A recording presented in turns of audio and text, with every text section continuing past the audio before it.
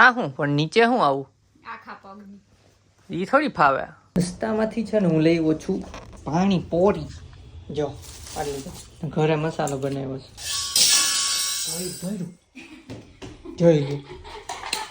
વાહ ચમચી બધી આમ વાર વિખેર. હાય ગાઈસ, જય શ્રી કૃષ્ણ. કેમ છો બધા? તો અત્યારે છે ને 2 વાગવા આવ્યા છે અને આ જો જમવા આવ્યા હતા ને તો હોઈ ગયા. મેં લાઈટ ચાલુ કરીને તો ઢીંગલાને માથે રાખી દીધું. નાટક કરે છે, સૂતા નથી.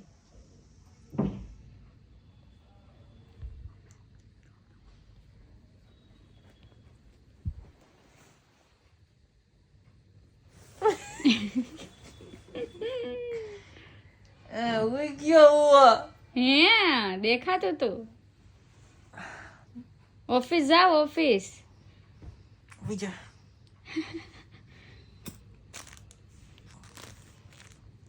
અને આ જો એક પાર્સલ આવ્યું છે. તો ગાઈઝ કેમ છો બધા? મજામાં ને? આપણે જો બ્રેક પતવા આવ્યો છે તો ફટાફટ આ પતવા આવ્યો, માથે થઈ ગયું એટલે પતી ગયો એટલે ભાગી જ છીએ. આ એક પાર્સલ ખોલી લે ને એટલે ભાગી આપણે. ત્યાં સુધી હું જેકેટ પહેરી લઉં. હા ઠંડી પાછી જ છે થોડીક.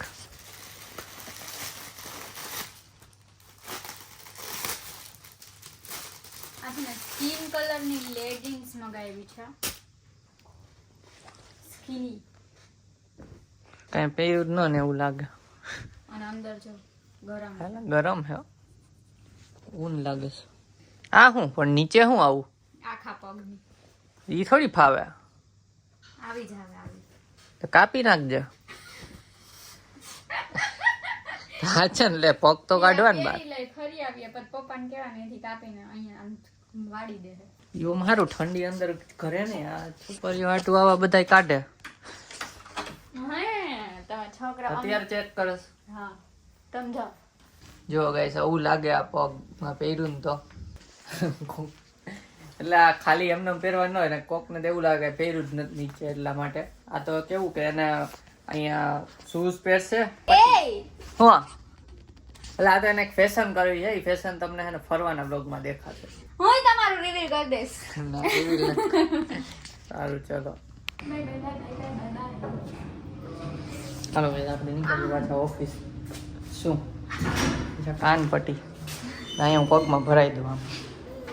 Bye bye.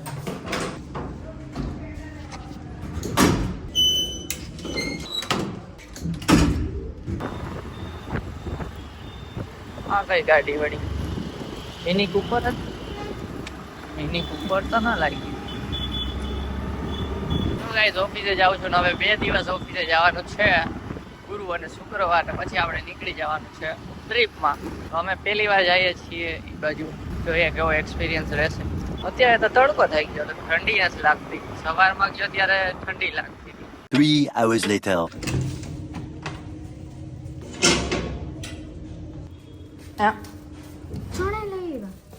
તો ના કેટલા ના આવ્યા? તો ગાઈસ ઘરે આવી ગયો અને આજે લેટ થઈ ગયું. પેલા 7:45 થઈ ગયા આવ્યો ને તા 7:30 કદાચ છૂટ્યો તો. 7:15 7:30 છૂટા હતા પકડીને રાખ્યા હતા. અને રસ્તામાંથી છે ને હું લઈ આવ્યો છું પાણી પોરી. જો આટલી બધી. પાણીપુરી નથી લઈ આવ્યા, પૂરી ને પાણી લઈ આવ્યા. એટલે પાણીપુરી ને પણ પૂરી ને પાણી. ઘરે મસાલો બનાવ્યો છે. પાણીપુરીનો આજે પ્રોગ્રામ છે. બોલો હાલો કોને કોને પાણીપુરી ભાવે કહી દેજો. છેલ્લે પાણીપુરીનો પ્રોગ્રામ અમે કરી ચેલેન્જ કરી હતી ને ત્યારે કર્યો હતો. એવું છે. એના પછી યાદ છે તમને? એના પછી ખાધી હતી પણ પ્રોગ્રામ નથી. પ્રોગ્રામ નથી કહું, ખાધી તો હમણાં હતી લાસ્ટ વીકમાં. ના ને પછી આપણે ખાધેલી છે તેના પછી ચેલેન્જ પછી એકાદી વાર ખાધેલી યાદ નથી. મામાના.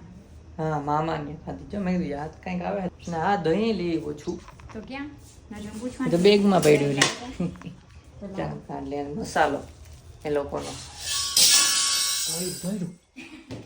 જોઈ લો. વાહ ચમચી બધી આમ વાર વિખેર.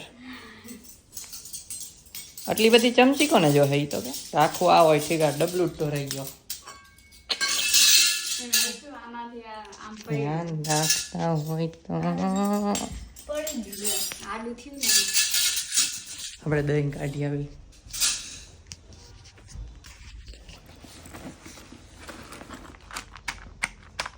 અમૂલ દહીં. તો ગાઈસ આવીને ડાયરેક્ટ 15 મિનિટમાં જમવા જ બેસી ગયા. બહુ ભૂખ લાગી. 15-10 મિનિટમાં જ બેસી ગયા. ઈસુ જો આ પરે હે મસાલા.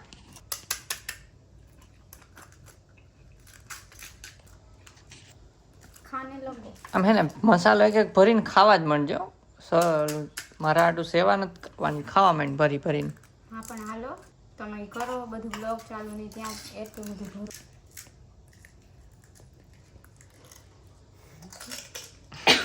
આ તીખું લાગ્યું. પૂરીની પ્લેટ બની છે. ચાખો હાલો તમે પેલા.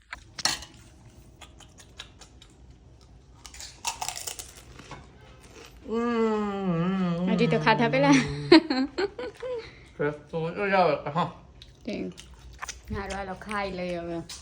તો ગાઈસ હું છે ને અહીંયા એમને આરામ કરતા હતા. એમ કે આજે ઓફિસે બહુ કામ હતું ને તો પછી અત્યારે એમને આરામ કરતા હશે. આંખ દુખતી હતી તો આમ આંખ બંધ કરીને જોલું આવી ગયું. બોલો તો આને 15 મિનિટ પછી ઉઠાડ્યો. ખબર નહીં કેટલી મિનિટ પછી ઉઠાડ્યો હતો. 20-25 અને આ છે ને અત્યારે મીન્સ અમે બે કપડાં નક્કી કરીએ છીએ. એમ તો અડધા પડધા થઈ ગયા છે એટલે નક્કી થઈ ગયા કે આ ક્યાં લઈ જાઓ, પણ કયા દિવસે ક્યાં પહેરશું ને એનું ઇન પ્રોગ્રેસ છે તો એ કરીએ છીએ. તો હાલો કરી લઈ અને પછી આપણે મળીએ. તો ગાઈસ અત્યારે છે ને એડિટિંગ કરવા બેસી ગયો તો કપડાં નક્કી કરીને જો. અને આ મેડમ કોફી પી ગઈ મારી. મારા માટે કોફી લાવી છે. અહીં રાખ દે નીચે પછી પકડાય નહીં. ચાલો તો આજે મેડમના હાથની કોફી મળી ગઈ હોત તો હોઈ ગઈ હોય પછી હું બનાવું, પણ આજે હોતી હતી ને ત્યાં બનાવી દીધી છે. ચાલો બહુ ડાય. તો હવે છે ને જયદીપ એડિટિંગ કરે છે અને હું થોડીક વાર મોબાઈલ જોઈને સૂઈ જઈશ. તો આ વ્લોગ આપણે એન્ડ કરી દઈએ અહીંયા. તો ચલો આજે છે ને કમેન્ટ રીડ કરી લઈએ. તો ફર્સ્ટ કમેન્ટ છે ભુવા કિશનની. ક્યાં જવાના છો ભાઈ કહી દો ને યાર. તો હું આ તમારા ભાઈ કહેવા નથી દેતા, મારે કેવું છે. મને એક્સાઇટમેન્ટ છે કે તમને લોકોને કહી દઉં જલ્દી, પણ આ ગાઈસ તમને થોડુંક સસ્પેન્સ હોય તો મજા આવશે છેલ્લે જ્યારે વ્લોગ આવશે ને ત્યારે. પણ એમ નહીં, હવે આપણે બેગ કાલે ભરશું તો આપણે કાલના વ્લોગમાં કહો ને કે પરમ દિવસના